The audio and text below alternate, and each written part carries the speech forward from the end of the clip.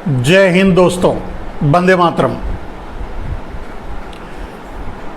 आप सभी का अभिनंदन करते हुए, आप सभी का अभिवादन करते हुए दोस्तों, अपने इस लोकतंत्र टीवी के प्लेटफॉर्म पर लाइव में आपका स्वागत करते हैं। जैसा कि आप जानते हैं, मैं मनमोहन मिश्रा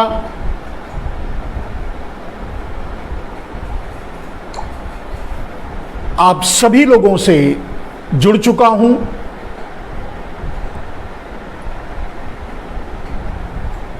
एक क्षण के लिए हम आपसे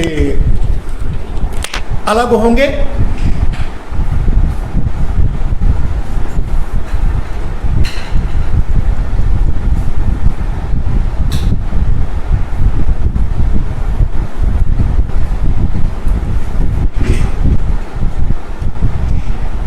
क्षमा। तो दोस्तों, हम स्क्रीन पे फिर से आपके सामने आ गए हैं। मेरे दोस्तों, आप सबका एक बार फिर से, आप सभी लोग धीरे धीरे जुड़ रहे हैं। दोस्तों, आप सभी का फिर से नमन और अभिनंदन। मैं, जैसा कि आप जानते हैं, मैं मनमोहन मिश्रा आपका स्वागत इस प्लेटफॉर्म पे कर रहा हूं। और आज हमने टाइमलाइन पे डाला भी था कि हम किस विषय पर बात करेंगे। तो टाइमलाइन पे पहले जो मैसेज आए, सवाल उठे, उन पर मैं कुछ कहना चाहूँगा और उसको पहले मैं आप तक पहुँचा दूँ, क्योंकि जो बड़ी जिम्मेदारी से, बड़ी गंभीरता से अपने सवाल पूछते हैं, वो भी आप लोगों तक हमेशा पहुँचते रहना चाहिए। तो दोस्तों, कुछ लोगों ने पूछा है, जैसे आज के पोस्टर पे जो हमने डाला था, उसमें कुछ सवाल आए थे। तो इसमें मिश्रा सोनी करके एक सवाल किसी ने लिखा है कि मोदी ने भारत को 2022 से 47 में शिफ्ट कर दिया है। बड़ा सही सेटिंग सवाल है कि नरेंद्र मोदी अब तक विकास की जो बात करते थे,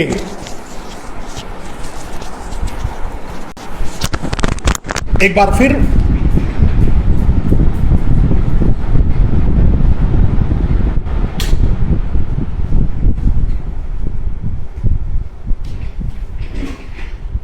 हाँ दोस्तों,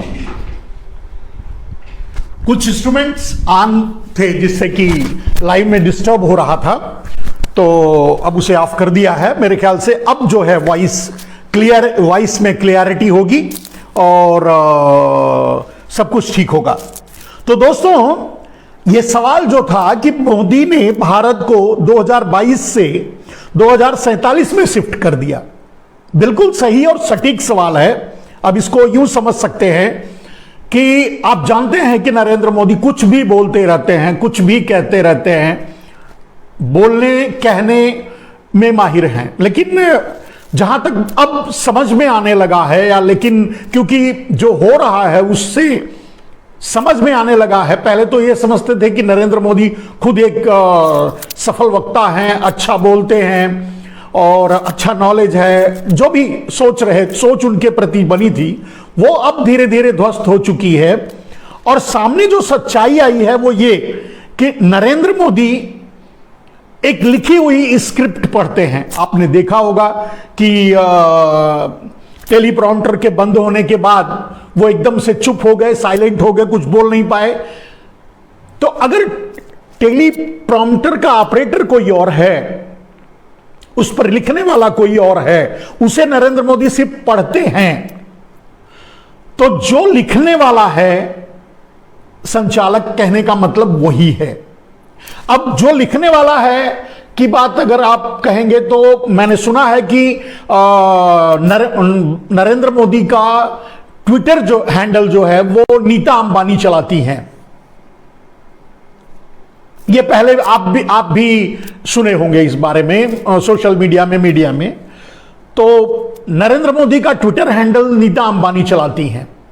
कोई अजूबा बात नहीं है, कोई आश्चर्यजनक बात नहीं है। नरेंद्र मोदी को खुद अडानी और अंबानी चला रहे हैं, तो उनका ट्विटर अगर नीता अंबानी चलाती हैं तो कोई बड़ी बात नहीं। तो मैं समझता हूं कि नरेंद्र मोदी के लिए जो स्पीचेस लिखे जाते हैं, जो वो बोलते हैं, वो भी कोई और कहीं से लिखता है, और वो भी डेफिनेटली अडानी अंबानी की जो बैकग्राउंड, नरेंद्र मोदी की जो बैकग्राउंड टीम है वो कंट्रोल होती है अडानी अंबानी के द्वारा। तो वही लोग लिख करके भी नरेंद्र मोदी को देते होंगे कि आपको आज क्या बोलना है। और अब ये बात सामने आने जैसे जैसे आने लगी है, वैसे वैसे साबित भी होने लगी है कि नरेंद्र मोदी को खुद भी ये पता नहीं होता कि वो क्या बोल रहे हैं और जो बोल रहे हैं उसका मतलब क्या है। नरेंद्र मोदी एक ही बात को बार बार अलग अलग प्लेटफॉर्म पे अलग अलग शब्दों में बयान करते हैं। वो खुद भी भूल जाते हैं कि इससे पहले उन्होंने इसके बारे में क्या कहा था, किन शब्दों का इस्तेमाल किया था। तो कहने का मतलब एक बहुत बड़ी रिसर्च टीम है जो नरेंद्र मोदी के लिए भाषण लिखती है, जो नरेंद्र मोदी बोलते हैं उसको लिखती है और उसे टेलीप्रॉम्प्टर पे चलाती है और उसे देखकर वो पढ़ देते हैं। नरेंद्र मोदी की ये छवि अब सामने आ चुकी है। उसी तरह से नरेंद्र मोदी ने अब तक जो भी कहा, जिन चीज को भी कहा, जैसे जिस चीज के बारे में बोला चुनाव से पहले, आपसे वोट मांगने के लिए, उसके बाद, या अपने कार्यकाल में 5-7 साल के कार्यकाल में जो भी नरेंद्र मोदी ने कहा, कुछ भी नहीं किया। अब कुछ भी नहीं कहा तो नई बात बोलना है उन्हें। कुछ नहीं किया, जैसे उन्होंने कहा, एक उदाहरण के लिए, कि बेरोजगारी, हम 2 करोड़ रोजगार देंगे। एक एग्जाम्पल दे रहा हूं, ऐसे तो लाखों करोड़ों झूठ, मतलब हर उनके मुंह से निकला हर शब्द झूठ होता है। यह मेरा चैलेंज है। तो बेरोजगारी, हम 2 करोड़ रोजगार देंगे, बोल तो दिए, लिखा हुआ पढ़ तो दिए। अब उन्हें खुद भी याद नहीं है कि मैंने याद है या नहीं है वो छोड़ दीजिए, अब उसके बारे में अब क्या बोलें, मतलब 2 करोड़ रोजगार दिए या नहीं दिए, किसी को रोजगार मिला या नहीं मिला, क्या देश उसके बाद बेरोजगार हुआ है, देश के बेरोजगारों की हालत क्या है, देश की स्थिति क्या है, बेरोजगारी का पैमाना इस समय कहां पहुंच चुका है, यह कुछ भी नरेंद्र मोदी को मालूम नहीं।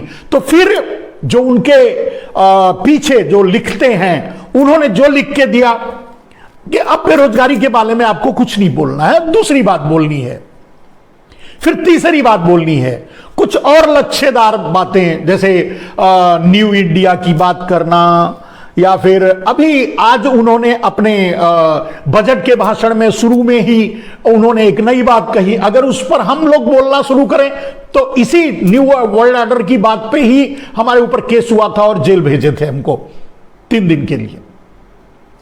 आज खुद वो न्यू वर्ल्ड ऑर्डर की बात करते हैं। उन्हें यह पता नहीं कि इसी बात, यही कोई अगर दूसरा कहे तो उनको नाराजगी होती है, उसे जेल भी भेजते हैं। उन्होंने खुद आज न्यू वर्ल्ड ऑर्डर की बात की। उन्होंने कहा कि अब आगे जो दुनिया होगी, वो नया वर्ल्ड ऑर्डर जो होगा वो ऐसा नहीं होगा जैसा पहले था। बिल्कुल ठीक कह रहे हैं वो, इसमें कोई दो राय नहीं कि नरेंद्र मोदी गलत कह रहे हैं, ठीक कह रहे हैं, मैं कहता हूं। लेकिन नए वर्ल्ड ऑर्डर की संरचना, षड्यंत्र, नया वर्ल्ड ऑर्डर एक षड्यंत्र है पूरी दुनिया का, पूरी दुनिया पर। वो समस्या, नए वर्ल्ड ऑर्डर की समस्या पूरे भारत के लिए सिर्फ नहीं है, पूरी दुनिया के लिए वो समस्या है, और पूरी दुनिया के लिए वो खतरा है, और पूरी दुनिया पर वो प्रयोग किया जा रहा है नया वर्ल्ड ऑर्डर बनाने के लिए, और काम किया जा रहा है। तो उन्होंने आधी बात तो कह दी, आपको कह दिया नया वर्ल्ड ऑर्डर जो होगा वो कैसा होगा, जैसा पहले था वैसा नहीं होगा, यह बिल्कुल सही कहा उन्होंने। लेकिन होगा कैसा, इसके पीछे षड्यंत्र क्या है, अगर इस पर हम बोलें तो कल फिर से केस हो जाएगा हमारे पर, इसलिए नहीं बोलेंगे। देश को वैसे भी भारत कुछ इसी तरह का रहा है कि जब अंग्रेज भारत के अंदर आए गुजरात में, फिर गुजरातियों ने उन्हें बसाया और ईस्ट इंडिया कंपनी की स्थापना करवाई, और फिर उसके जरिए पूरे देश को गुलाम बनवाने की मुहिम में लग गए। तो भारत के दूसरे प्रदेशों या दूसरे क्षेत्र के लोग इसका विरोध कर रहे थे, या जो हम जैसे इंटेलेक्चुअल थे, समझदार थे, समझते थे, पढ़ते लिखते थे, या उन करीब से समझते थे, तो वो विरोध कर रहे थे, बोल रहे थे कि ये गलत हो रहा है, अंग्रेज आए हैं, भारत को गुलाम बना देंगे, आप ऐसा मत कीजिए, इनको भगाइए, हमें इनकी जरूरत नहीं, ये सब बोल रहे थे, लेकिन कोई सुन नहीं रहा था। और मेरे दोस्त, आम जनता भी नहीं सुन रही थी, आम जनता भी उन्हीं का साथ दे रही थी। आम जनता ये समझ रही थी कि नहीं, जो ये गुजराती भाई कह रहे हैं, जो अंग्रेज कह रहे हैं, वही सही है, ये बदलाव होगा, वो बदलाव होगा, ऐसा होगा, हमको ऐसे सपने, इसी तरह के सपने दिखा दिखा करके भारत को गुलाम बनाया गया। और इसी तरह से, और जब अंग्रेजों के इतिहास को देखा जाए, अंग्रेजों के इतिहास को पढ़ा जाता है, तो वो भी ऐसे, जैसे नरेंद्र मोदी कहते हैं, जैसे नरेंद्र मोदी पहले कहे कि 2022 तक ये हो जाएगा, वो हो जाएगा, वो हो जाएगा, वो हो जाएगा, अब उन्होंने 2047 की बात कर दी, यानी 25 साल पीछे।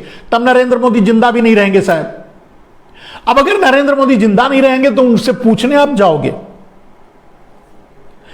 और उन्होंने 2047 के लिए शिफ्ट क्यों किया? क्योंकि आप उनसे कुछ मत पूछो, आप उम्मीद करो कि 2047 तक सब कुछ ठीक हो जाएगा, बस उम्मीद करो।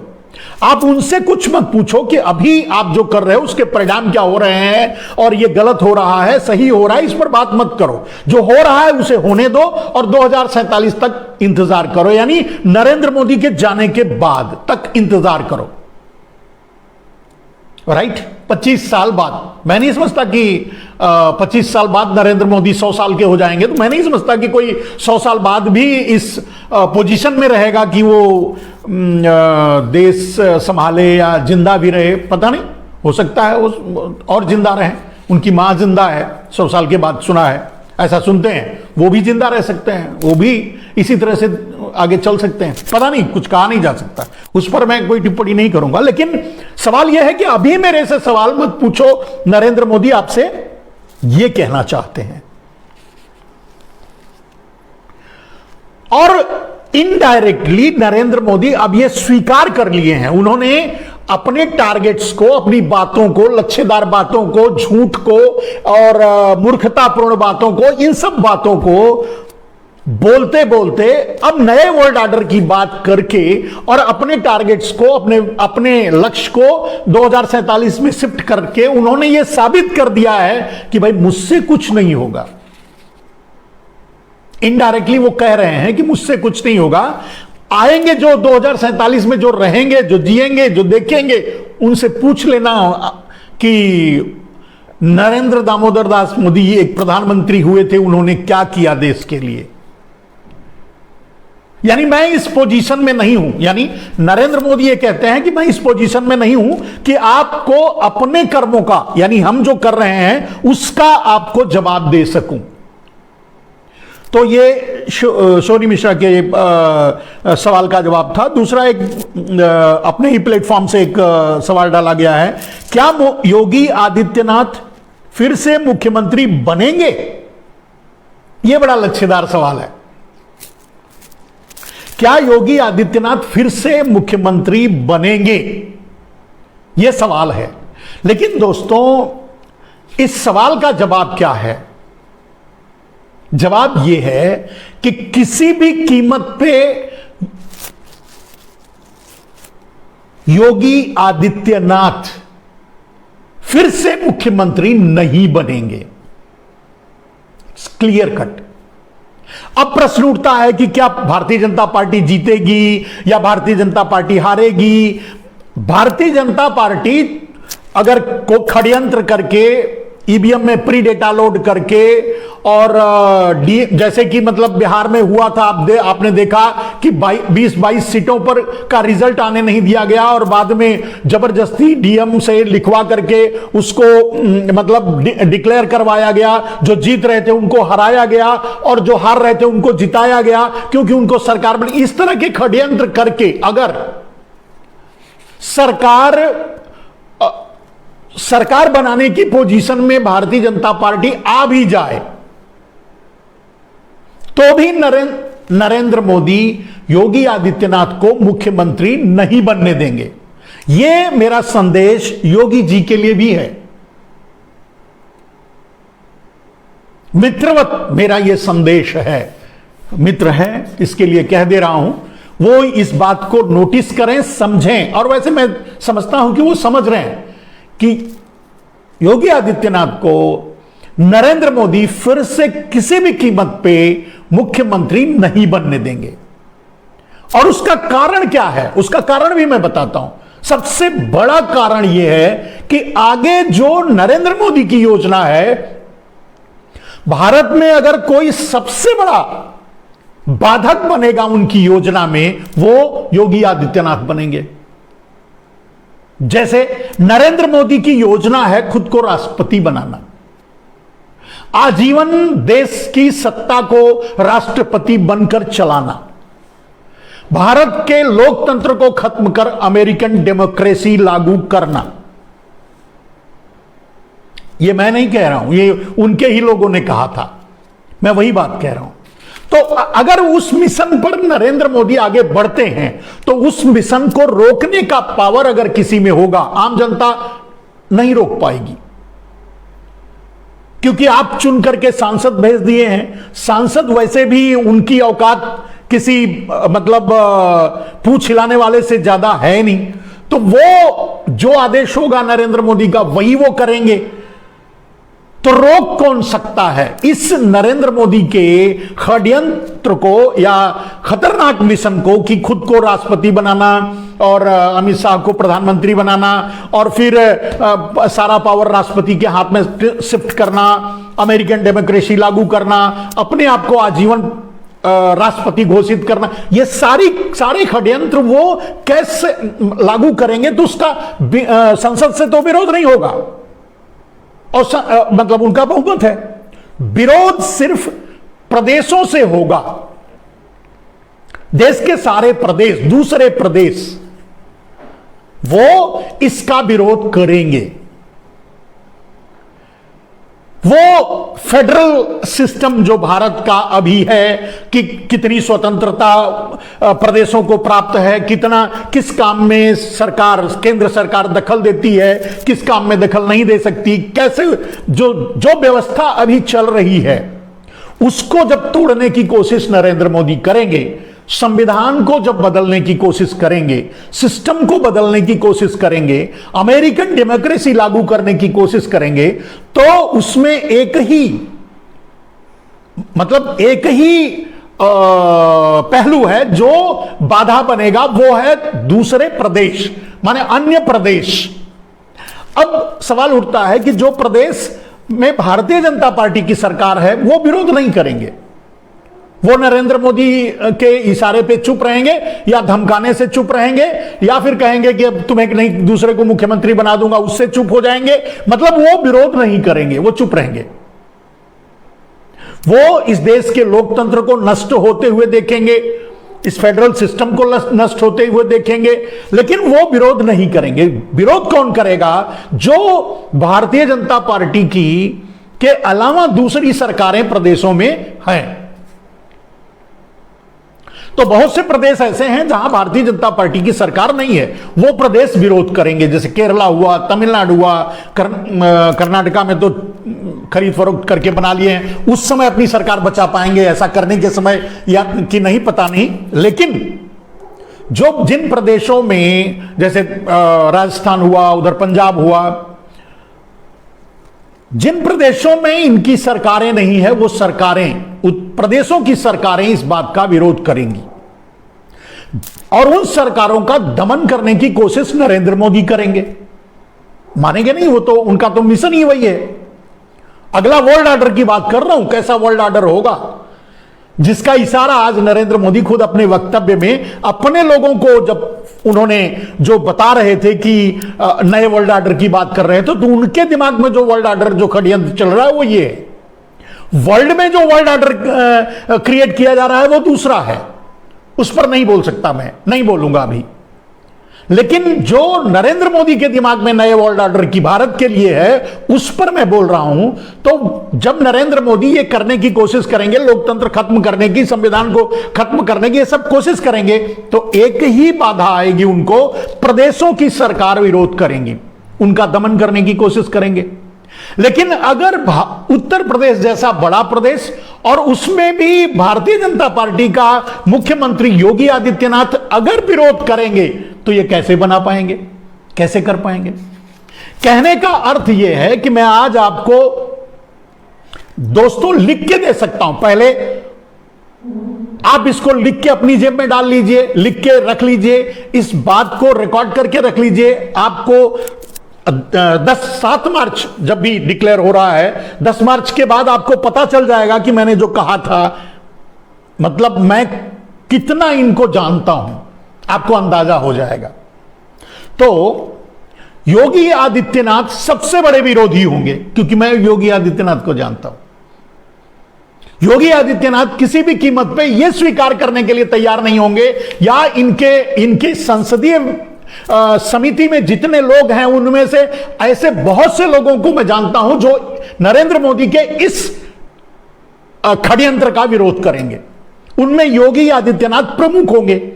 तो जब इनके ही अपने भारतीय जनता पार्टी में संसदीय समिति में, संसद में, लोकतंत्र, इनके अंदर ही जब विरोध होगा और इनके लोग विरोध करेंगे, तो उसका नेतृत्व योगी कर देंगे। अगर प्रदेश के मुख्यमंत्री रहेंगे तो वो एज ए मुख्यमंत्री विरोध करेंगे, ऐसा नहीं करने देंगे। तो मेरे कहने का अर्थ यह है मेरे दोस्तों कि नरेंद्र मोदी किसी भी कीमत पे योगी आदित्यनाथ को अगला मुख्यमंत्री नहीं बनने देंगे। अगर कोई षड्यंत्र करके वो उत्तर प्रदेश चुनाव जीत भी लेते हैं, जैसे बिहार की तरह जोर जबरदस्ती से, प्री डेटा लोडिंग से, हर तरह से अगर सारे षड्यंत्र करके चुनाव अगर वो जीत भी लेते हैं, सरकार बनाने की पोजीशन में भी आ जाते हैं, तो योगी आदित्यनाथ को किसी भी कीमत पे मुख्यमंत्री नहीं बनने देंगे। ये आप लिखकर रख लीजिए। और ऐसे किसी आदमी को मुख्यमंत्री बनाएंगे जो मुंह बंद करके, जैसा कि मैंने कहा कि बिना पूंछ का आदमी, पूंछ वाला इंसान बनकर के नरेंद्र मोदी की हर बात में हां मिलाए, ऐसे किसी आदमी को नरेंद्र मोदी मुख्यमंत्री बनाएंगे जो विरोध ना करे। यानी योगी आदित्यनाथ का मुख्यमंत्री नहीं बनना तय है, यानी नहीं बनेंगे, डिक्लेयर्ड। भारतीय जनता पार्टी हारे, भारतीय जनता पार्टी जीते। अभी जो षड्यंत्र चल रहा है वो ये कि योगी आदित्यनाथ अपनी सीट भी निकाल ना पाए, यानी वो विधायक भी ना रह पाए, संसद से तो इस्तीफा दे चुके हैं। यानी अब योगी आदित्यनाथ को संसद भी पहुंचने से रोकेंगे नरेंद्र मोदी। अब उन्हें संसद भी नहीं पहुंचने देंगे, राज्यसभा के जरिए या फिर से चुनाव लड़के, कैसे भी उन्हें संसद भी नहीं पहुंचने देंगे। मुख्यमंत्री नहीं बनने देंगे, विधायक नहीं बनने देंगे, आगे संसद में भी नहीं पहुंचने देंगे। आप ध्यान रखिएगा। बाय द वे, अगर वो विधायक बन जाए, जीत जाए, ये बहुत बड़ी उनकी अचीवमेंट, उनका अचीवमेंट होगा। मुख्यमंत्री नहीं तो सवाल ही नहीं उठता। अपना वो गढ़, यानी अपना गोरखपुर का अपना मठ बचा ले जाएं, नरेंद्र मोदी आशाराम की तरह उस मठ को ही ना हड़प लें। अगर नरेंद्र योगी आदित्यनाथ जी इतना कर गए तो समझ लो उनकी जीत है। लेकिन एक और बात यहां है कि योगी आदित्यनाथ इन सारी घटनाओं के बाद एक फाइटर बनकर के उभरेंगे, एक योद्धा बनकर के उभरेंगे। धीरे धीरे लोगों को यह भरोसा होने लगेगा या लोग ये समझने लगेंगे कि योगी आदित्यनाथ को आगे बढ़ाया जाए, सपोर्ट किया जाए, जिससे कि नरेंद्र मोदी से बचाने के लिए इस देश को योगी आदित्यनाथ का लोग धीरे धीरे समर्थन भी कर सकते हैं। जैसे आज की मैं वस्तु स्थिति का आकलन करूं तो प्रादेशिक रूप से हर प्रदेशों में, गोवा में किसी की, पंजाब में किसी की, उत्तर प्रदेश में चाहे जिसकी भी सरकार बने वो बन सकती है, कोई फर्क नहीं पड़ता। लेकिन अभी तक अगर नरेंद्र मोदी को रोकने के लिए कोई आपके सामने, इस देश के सामने अगर विकल्प है तो वो कांग्रेस पार्टी है। अभी कांग्रेस पार्टी के चाहे कांग्रेस पार्टी कितनी गिर गई हो, चाहे कितनी नीचे आ गई हो, लेकिन कांग्रेस पार्टी के लेवल तक भी अभी कोई ऐसा क्षेत्रीय दल नहीं पहुंच पाया है कि आगे नेतृत्व कर सके। तो कांग्रेस पार्टी देश की मजबूरी है और बनेगी देश को बचाने के लिए, मोदी से देश को बचाने के लिए। ऐसी स्थिति में योगी आदित्यनाथ जी एक बड़ी भूमिका निभा सकते हैं, निभाते हुए दिख सकते हैं और निभा भी सकते हैं। चाहे तो यह सोच योगी आदित्यनाथ जी में बननी चाहिए, शायद है भी और शायद आगे आएगी भी। यहां पूरे आज उत्तर प्रदेश में चुनाव है, पंजाब में और गोवा में, उत्तराखंड में, और इन जगहों पे जहां चुनाव है वहां किसकी सरकार बनेगी ये कोई बहुत ज्यादा मायने नहीं रखता आप किसको वोट दोगे। लेकिन आप उसको वोट दो जिससे भारतीय जनता पार्टी की सरकार ना बन सके। कम से कम प्रदेशों, अगर उत्तर प्रदेश, जैसे मान लीजिए उत्तर प्रदेश, उत्तराखंड, पंजाब, गोवा और फिर मिजोरम, जैसे कुछ शायद मिजोरम है, तो अगर इन जगहों पे अगर भारतीय जनता पार्टी की कहीं भी सरकार नहीं बन सकती तो नरेंद्र मोदी का वो मंसूबा, षड्यंत्रकारी मंसूबे पर पानी फिरेगा। उनको के वोट करना है कि किसी भी कीमत पे भारतीय जनता पार्टी की सरकार ना बने। आप उसी को वोट कीजिए, जिसको भी वोट कीजिए, ये टारगेट रख करके वोट कीजिए कि मैं आज जो वोट दे रहा हूं वो ये तय करेगा कि भारतीय जनता पार्टी की सरकार नहीं बनेगी। और ये बात इसलिए कह रहा हूं क्योंकि आप जो वोट करेंगे, आपका वोट इस देश को बचाने में या देश को बेचने के लिए निर्णायक साबित होगा। देश बचेगा या देश गुलाम होगा, देश बर्बाद हो जाएगा, देश अडानी अंबानी तक सीमित हो जाएगा या देश बचा रहेगा, देश का लोकतंत्र बचा रहेगा। इस बात को ध्यान में रखकर, इस बात को अपने दिमाग में रख करके आपको वोट करना है। और वोट करते समय यह ध्यान रखना है कि किसी भी कीमत पे भारतीय जनता पार्टी की सरकार ना बन जाए। किसी भी प्रदेश में सरकार बनना और नहीं बनना, किसकी बनना, इस मैटर पे मैं बात ही नहीं कर रहा हूं। आपका जो वोट होगा वो देश को बचाने और देश को डुबाने के लिए होगा। आपका वोट यह तय करेगा कि आप देश को बर्बाद कर रहे हो या देश को बचाना चाहते हो। आपका वोट यह तय करेगा कि देश की डेमोक्रेसी, देश का लोकतंत्र, देश की संसदीय व्यवस्था, देश का फेडरल सिस्टम बचा रहेगा या खत्म कर दिया जाएगा।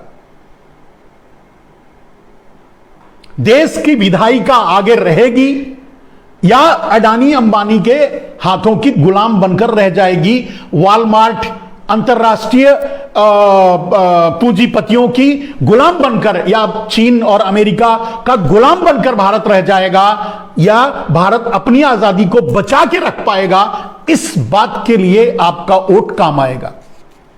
आप वोट करते समय यह ध्यान रखना कि आपका वोट एक प्रदेश में सरकार नहीं बनाएगा, आपका वोट पूरे भारत को बचाएगा या भारत को डुबाएगा।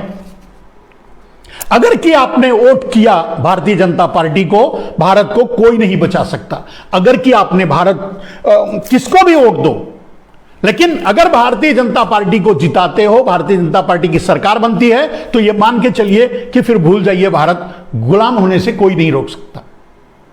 और जो अंग्रेजों के आने के बाद, जो डचों के आने के बाद, जो पुर्तगालियों के आने के बाद, जो मुगलों के आने के बाद, जो ब्रिटिशर्स को आने के बाद देश में हम जैसे लोगों ने जो बताने की कोशिश की, समझाने की कोशिश की देश को, देश समझ नहीं पाया और उसकी गुलामी हजारों साल तक झेलता रहा, वो दिन मत आने दीजिए। बहुत से युवा वोट करेंगे, पढ़े लिखे समझदार वोट करेंगे, बुद्धिजीवी वर्ग वोट करेगा। सबको इस बात को सोचना यह है कि भारत को कुछ उद्योगपतियों का गुलाम बन के रहना है, दुनिया के पूंजीपतियों का गुलाम बन के रहना है, या भारत खुद को बचा पाता है, स्वतंत्र बन के रहना है। मुझे भारतीय जनता पार्टी से कोई एलर्जी नहीं है दोस्त। नरेंद्र मोदी के झूठ से मैं नफरत करता हूं, नरेंद्र मोदी के देशद्रोह से मैं नफरत करता हूं, नरेंद्र मोदी ने जो कहा वो नहीं किया उससे मैं नफरत करता हूं। नरेंद्र मोदी अपने जीवन काल में, मैं समझता हूं मैं राजनीतिक जीवन 2002 के बाद से लेकर आज तक मैंने उनके पूरी लाइफ को मैंने सर्च कर डाला, एक भी सत्य उन्होंने जीवन में नहीं बोला है। अब राजनीतिक फायदे के लिए कुछ बोलना, उसका फायदा उठाना देश के वो अलग बात है, लेकिन एक भी सत्य नहीं बोला। सत्य इसलिए नहीं कि खुद ही नरेंद्र मोदी ने जो कहा है उसे खुद ही नहीं माना है, जो नरेंद्र मोदी ने खुद ही कहा है उसे खुद ही नहीं किया है। कहा कुछ और है, किया कुछ और है। और इस पर मैं बहुत बार लेक्चर दे चुका हूं, बस इतना ही कहूंगा। आज जो मेरा केंद्र बिंदु है आपको बताने का, समझाने का और आपके सामने रखने का, वो बिंदु ये है कि भारत का जो वर्ल्ड ऑर्डर नरेंद्र मोदी ने संकेत दिया है, आपके सामने रखने की कोशिश की है कि भारत का वर्ल्ड ऑर्डर क्या होगा। ऐसा नहीं होगा जैसा पहले था, यह तो हम भी जानते हैं, लेकिन होगा क्या? तो भारत का वर्ल्ड ऑर्डर, अगर नरेंद्र मोदी के हाथों में सत्ता रही, पावर रहा, तो भारत का वर्ल्ड ऑर्डर, वर्ल्ड में भारत का ऑर्डर यह होगा कि भारत गुलाम होगा अमेरिका और चीन का। नरेंद्र मोदी जो भी बोलते हैं उसका अर्थ उनसे, चलिए अगर ठीक है वो पत्रकारों से का सामना नहीं करते, हम जैसे लोगों के विरोध को झेल नहीं पाते, तुरंत हमले कर देते हैं हम लोगों पर, तो लेकिन नरेंद्र मोदी से ही अगर कहा जाए कि आज आपने जो भाषण दिया है, जो कहा है, उसका अर्थ बताइए, उसका मतलब बताइए।